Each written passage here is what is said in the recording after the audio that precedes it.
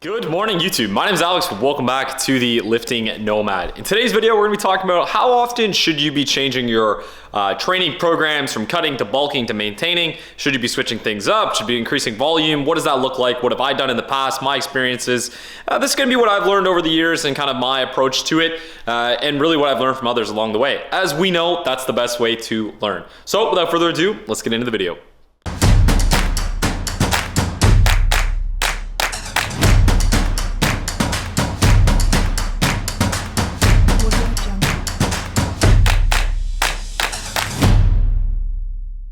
All right, we are back in the office where I'm working from, and it is cold as balls. We are right around Christmas time here in Canada, and it is the trademark winter season, and it is starting to get brutally cold out. That is why I'm wearing the toque. I hate wearing a toque and messing my hair up, but we don't really have a choice this time of year. As you can see in the background, lots of snow, lots of ice, all that good stuff. So when it comes to your training approaches, this is kind of what I've learned over the years. And if this is your first time watching one of my videos, I was someone who used to be very heavy. At my heaviest, I was like 215, close to 220. Now I'm like high 150s, probably around like 10 to 12% body fat. So I've gone, I spent a lot of the years in the middle there as well. So I've seen the approaches from being average to being ripped to being overweight, to being like a healthy weight where I'd say I am now. So I've seen kind of different perspectives and what I've tried over the years. When I first started losing all that weight, when I went down from 215 to 165, basically over 6 months, that is going to be like here. That was about 50 pounds I lost in 6 months. So it was really, really drastic. And my diet routine during that was very, very rigid, and honestly something I wouldn't recommend per se. I basically just got skinny during that time. So I was eating like 1,600, 1,700, 1,800 calories a day. I was working out 6 days a week, and I was doing 45 minutes on the elliptical 7 days a week, basically without bail for those 6 months. And I lost obviously a ton of weight. I was in a big deficit. I was losing like 2 to 2.5 pounds a week. And it worked. It was great. And I think if you're overweight and you're looking to just get skinny, something like that, just doing a ton of exercise, watching your diet is of course going to work. But when you're looking at, okay, after a few years, I've gotten into a good routine, I'm semi in shape, how do I actually go about becoming ripped? Like I want to be that gym douche oiled up on the beach, flexing on girls, all that. How do I do that? Or let's say you're someone who's really skinny. Like right now I'm fairly lean and I'm trying to put on size so that I can have eat more food, have a better metabolism, have higher resting metabolic rate. So I'm actually burning more calories throughout the day, so I don't have to eat like a squirrel in order to stay ripped. And you're sometimes wondering, okay, how do I do that? What are the different approaches? Well, it's interesting, and a lot of people, a lot of professional trainers and bodybuilders and powerlifters recommend generally training very similarly, depending, like, irrelevant to whether you're trying to gain weight or lose weight. And reason being, like, strength relevant to body weight is typically a pretty good indicator of how ripped you are. Like for instance, if someone is 150 pounds and they can bench 150 pounds, they're probably like in okay shape, right? If someone is 150 pounds and can bench 300 pounds, that person is likely pretty ripped up, just because of the way your body, it's an indicator of leanness essentially, because you're saying how much of your body mass is muscle more often than not. Of course, there's exceptions. There's people like the French phenom who can deadlift 800 pounds at 150 pounds, does it like mind-blowing numbers considering how light he is. In most people's cases, if you can bench like, let's say 100 pounds more than your body weight, you're going to be in pretty good shape. That's a general sort of rule. Of course, that's not the every single time. There's always exceptions to it. So I'm sure there's someone going to be calling me out on that. And what you want to do is really just modify your volume tends to be the biggest thing people change. So if you're doing like, let's say a 5x5, which is a really, really popular approach to training from everything from college athletes to professional athletes to bodybuilders to powerlifters, 5x5 for your main compound lifts, bench, squat, deadlift, is really, really popular. And when you're doing that, your accessories, let's say you're in a bulk, you tend to do an accessories being like, bicep curls or tricep push downs or calf raises, things that aren't your main accessory movement, hence, you tend to have more volume. So let's say I was doing 4 or 5 different exercises for my accessories during a bulk, really trying to get muscle contraction and feel that pump. That way, you're really trying to focus on muscle development in the bulk to maximize those extra calories. That's totally fine. You can also do things like a 5x5 and then 1 AMRAP set. So as many reps as possible after your 5x5. That way you're getting just more volume in. And I've gone through different approaches from doing the typical like 3 sets of 10 to 12. I've tried the NSUNS or 5-3-1 approach where you're doing like really low volume on heavy weights.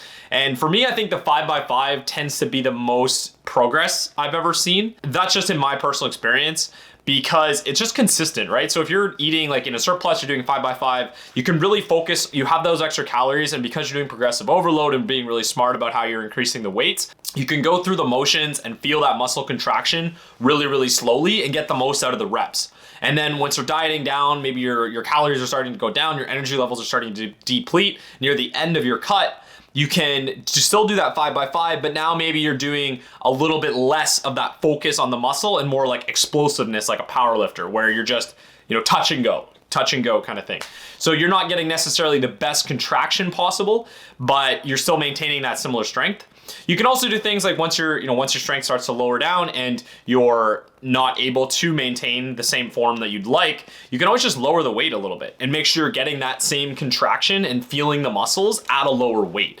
So generally when you're switching between the two, I don't recommend changing approaches, and most people I think will feel this way as well, because it doesn't really serve a purpose for you. You're better off sticking with the same training regimen, and then once you're adjusting your calories, that's what you should be manipulating. Just your food or your training. You shouldn't really be changing both. I do recommend, and most people again will recommend changing between like high rep and low weight, mid rep and mid weight, and then low reps and high weight. And the reason that is just to become a more well-balanced and developed athlete.